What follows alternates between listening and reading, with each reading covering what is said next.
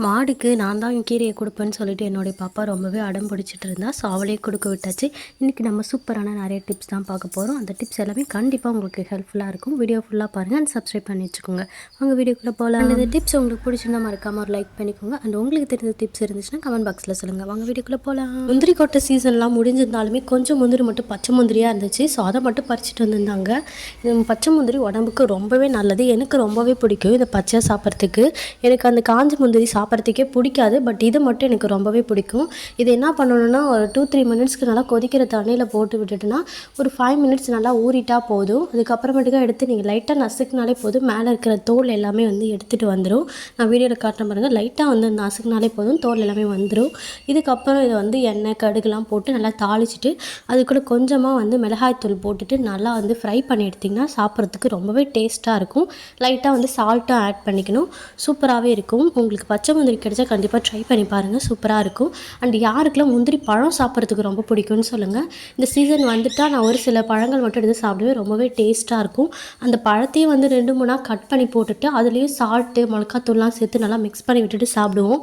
அதுவுமே ரொம்ப சூப்பராக இருக்கும். நீங்கள் இந்த மாதிரி சாப்பிட்ருக்கீங்களா கமெண்ட் பாக்ஸில் சொல்லுங்கள். உங்களுக்கு முந்திரி பருப்பு வேணும்னா ஆர்டர் பண்ணுங்கள். கீழே கமெண்ட் பாக்ஸில் நீங்கள் கமெண்ட் பண்ணால் போதும். நாங்கள் 1 கிலோ 2 கிலோன்னு சொல்லிட்டு கொரியர் பண்ணிகிட்ருக்கோம் கம்மி ப்ரைஸ்க்கே. ஸோ உங்களுக்கு வேணும்னா நீங்கள் கமெண்ட் பாக்ஸில் சொல்லலாம். அண்ட் என்கிட்ட இப்போ கொஞ்சமாக முந்திரி பருப்பு இருக்கிறதுனால நான் தாளிக்கிற கரண்டிலே போட்டு தாளிச்சிக்கிட்டேன். ஸோ நீங்களும் இது மாதிரி ட்ரை பண்ணி பாருங்கள். அண்ட் வாங்க நெக்ஸ்ட் டிப் என்னென்னு பார்க்கலாம்.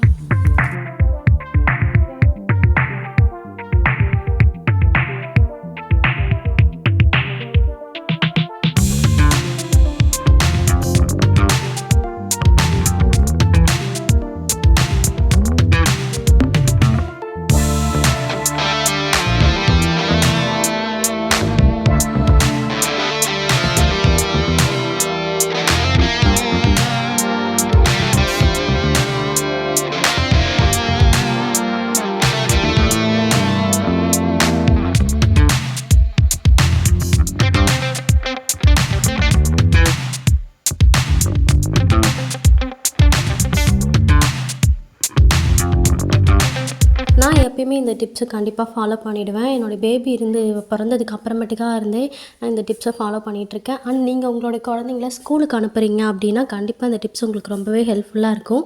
இட்லி ஊற்றி வைக்கிறீங்க அப்படின்னா உங்களுக்கு பொரியல் உருளைக்கிழங்கு பண்ணி தரீங்க அப்படின்னா, கேரட் பண்ணி தரீங்க அப்படின்னா நீங்கள் அதுக்குள்ளாரே வந்து வேக போட்டுடலாம் ஈஸியாக. நீங்கள் வேக வச்ச வெஜிடபிள்ஸ் மட்டும் தனித்தனியாக நீங்கள் உங்களோட கிட்ஸுக்கு கொடுத்து அனுப்புகிறீங்க அப்படின்னாலும் நீங்கள் இந்த டிப்ஸை ஃபாலோ பண்ணிக்கலாம். நீங்கள் அந்த தண்ணியிலே வந்து கேரட்டோ இல்லை பீன்ஸோ அப்படின்னா என்ன வெஜிடபிள்ஸ் நீங்கள் போடுறீங்களோ போட்டுக்கலாம். உருளைக்கிழங்கு பொரியல் பண்ணுறீங்கன்னா ரொம்பவே ஈஸியாக இருக்கும்.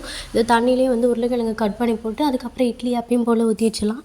அவ்வளோ டைமிங்கே போதும். இட்லி வேகிற டைமே போதும். அதுக்கப்புறம் எடுத்து பார்த்திங்கன்னா சூப்பராகவே அந்த உருளைக்கிழங்கு வந்து வெந்து வந்திருக்கும். இதுவே நமக்கு டைமும் சேவ் ஆகும், கேஸும் சேவ் ஆகும். ட்ரை பண்ணி பாருங்கள். டக்குன்னு நம்ம அதை தாளித்து குழந்தைங்களுக்கு பேக் பண்ணி அனுப்பிச்சிடலாம். அண்ட் இன்னொரு டிப் என்னென்னு கேட்டிங்கன்னா, இந்த மாதிரி பீட்ரூட் பொரியலோ இல்லை கேரட் பொரியலோ பசங்களுக்கு நம்ம ஸ்கூலுக்கு பண்ணித்தரோம் அப்படின்னா அவங்க நிறையா டைம்ஸ் வந்து சாப்பிடாம அப்படியே எடுத்துகிட்டு வந்துடுவாங்க. அந்த மாதிரி சாப்பிட்டு தான் வரணும் அப்படின்னா நீங்கள் இந்த டிப்ஸை கண்டிப்பாக ஃபாலோ பண்ணி பாருங்கள். கண்டிப்பாக மீதி எடுத்துகிட்டே வரமாட்டாங்க. நான் டீச்சராக ஒர்க் பண்ணும்பொழுது நிறைய பேரண்ட்ஸ் அப்படி அப்படியே கொடுத்துருவாங்க. அப்படியே தான் பசங்க மூடி எடுத்துகிட்டு போயிடுங்க.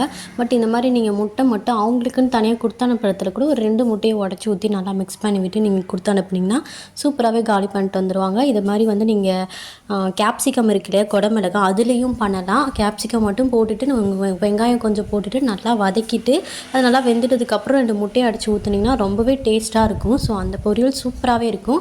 அது மாதிரி கேரட்டும் பீட்ரூட் இது எல்லாத்தையும் பண்ணி நீங்கள் கொடுக்கலாம். ட்ரை பண்ணி பாருங்கள். வாங்க நெக்ஸ்ட் டிப் என்னென்னு பார்க்கலாம்.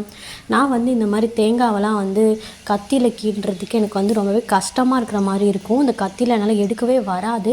அதனால் நான் எப்பயுமே என்ன பண்ணுவேன், இந்த மாதிரி ஸ்பூன் இருக்கு இல்லையா, அந்த ஸ்பூனில் வந்து பேக் சைடு வந்து நல்லா பட்டையாக நல்லா ஷார்ப்பாக இருக்கிற மாதிரி இருக்கும். ஸோ அந்த மாதிரி ஸ்பூனாக எடுத்துகிட்டு நான் அழகாக வந்து எடுத்துருவேன். இந்த ஓரத்தில் அழகாக கிணி விட்டாலே சூப்பராகவே வந்துடும். இந்த தேங்காய் அதுக்கே ரொம்ப வந்து ஸ்ட்ராங்காக இருந்ததுனால எடுக்கிறதுக்கே ரொம்ப டைட்டாக இருக்கிற மாதிரி இருந்துச்சு. அப்படி இருந்துமே எடுக்கிறதுக்கு ஈஸியாக வந்தது. பட் கொஞ்சம் வந்து இலசாக இருக்கிற மாதிரி இருக்குது அப்படின்னா அழகாக சுற்றி சூப்பராகவே க்ளீன் பண்ணி எடுத்துடலாம். ட்ரை பண்ணி பாருங்கள். நான் இந்த டிப்ஸ்லாம் ஃபாலோ பண்ணிகிட்ருக்கேன். அண்ட் இது மட்டும் இல்லாமல் நம்ம தேங்காய் வந்து திருவறதுக்கு தனியாக ஏதாவது டூல்ஸ் வாங்கி வச்சுருப்போம். அப்படி இல்லைனா வந்து நம்ம அரோமனையில் வந்து திருவிட்டுருப்போம். அந்த மாதிரி இல்லாமல் நான் எப்பயுமே வந்து மிக்ஸி ஜாரில் போட்டு தான் வந்து பல்ஸில் போட்டுட்டு அழகாக தேங்காய் திருவின மாதிரி எடுத்துக்குவேன்.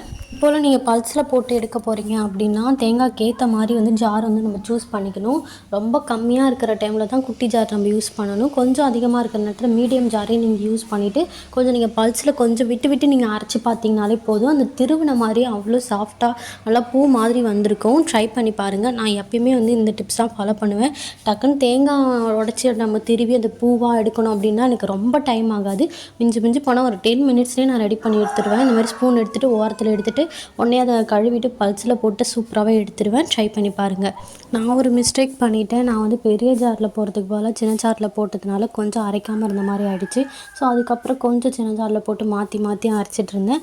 ஸோ அதனால் நீங்கள் கரெக்டான ஜாராக பார்த்து சூஸ் பண்ணி அரைச்சி எடுத்துக்கோங்க.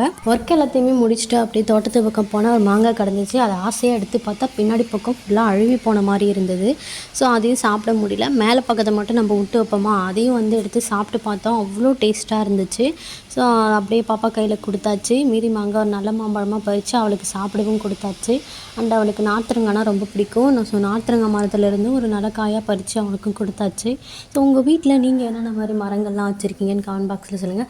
அண்ட் உங்களுக்கு எந்த மாதிரி மரங்கள்லாம் உங்கள் வீட்டில் இருக்கணுன்ட்டு ஆசை அப்படின்னு சொல்லிட்டு கமெண்ட் பாக்ஸில் சொல்லுங்கள்.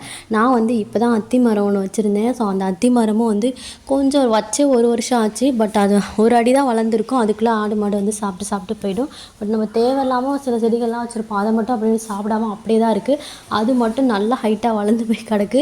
பட் இது மட்டும் வளராமல் அப்படியே இருக்குது. ஸோ நீங்களும் எந்த மாதிரி செடிகள்லாம் வந்து உங்கள் வீட்டில் வைப்பீங்க, மரங்கள்லாம் எதை வைக்கணும்னு ஆசைப்படுறீங்கன்னு கமெண்ட் பாக்ஸில் சொல்லுங்கள்.